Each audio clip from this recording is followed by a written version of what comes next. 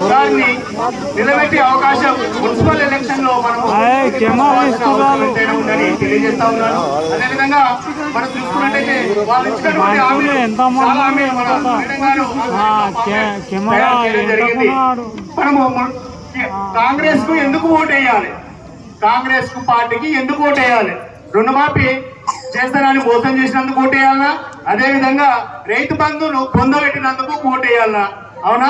రైతు బంధు లేదు, అదేవిధంగా బోనస్ పేరుతో ఓట్లకు 500 రూపాయలు ఇస్తున్నాడు. అది ఇట్లా మోసం చేసి గద్దెనెక్కినటువంటి కాంగ్రెస్ ప్రభుత్వానికి మనం బుద్ధి చెప్పాల్సిన అవసరం ఉంది. అదేవిధంగా తాగునీరు సమస్యను సృష్టించినందుకు ఓటేయాలన్నా, అదేవిధంగా ప్రతి ఇంట్లో 18 సంవత్సరాలు పైబడిన మహిళలందరికీ 2500 రూపాయలు ఇస్తున్నటువంటి కాంగ్రెస్ ప్రభుత్వం ఇప్పటి వరకు ఒక్క ఇంట్లో గిట్లా 2500 ఇచ్చిన దాఖలాలు కనిపిస్తారు. ఎందుకంటే పక్కా మోసం, మనం మోసపోతున్నాం, మోసపడతా ఉన్నాం.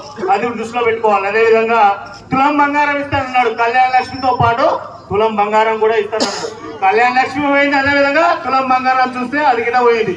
మొన్న హనుమంతరావు అంటుండే స్పీచ్ లో ఏంది, తులం బంగారం ఇస్తున్నారు కదా కాంగ్రెస్ ప్రభుత్వం, ఎక్కడ పోయిందని నవ్వులపాలు అయిపోయింది. ఎక్కడికి తులం బంగారం, బంగారం ధర పెరిగిపోయింది కాబట్టి మేము ఇవ్వలేకపోతున్నాం. ఆ కళ్యాణ లక్ష్మి కూడా ఇవ్వలేని పరిస్థితి కాంగ్రెస్ ప్రభుత్వం ఉన్నదని తెలియజేస్తా ఉన్నాను.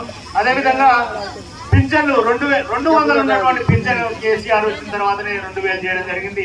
ఈ కాంగ్రెస్ ప్రభుత్వం మనకు 4000 చేస్తున్నటువంటి పింఛన్ను 2000కే పరిమితం చేసి అది గిట్ట 1 నెల తర్వాత 1 నెల ఇస్తున్నటువంటి పరిస్థితి కనిపిస్తా ఉన్నది. సో ప్రతి ఒక్కరూ దృష్టిలో పెట్టుకొని మన 4వ వార్డు విజయశేఖర్ గారిని, అదేవిధంగా 5వ వార్డు మానూరు కృష్ణను కారు గుర్తుపై ఓటు వేసి భారీ మెజార్టీతో గెలిపించాల్సిన అవసరం ఎంతైనా ఉందని తెలియజేస్తున్నాను. ఈ అవకాశం ఇచ్చిన మీ అందరికీ మరోసారి ధన్యవాదాలు తెలియజేస్తున్నాను. జై తెలంగాణ, జై కేసీఆర్, సమితమ్మ గారి నాయకత్వం. కారు గుర్తుకే, కారు గుర్తుకే, జై తెలంగాణ.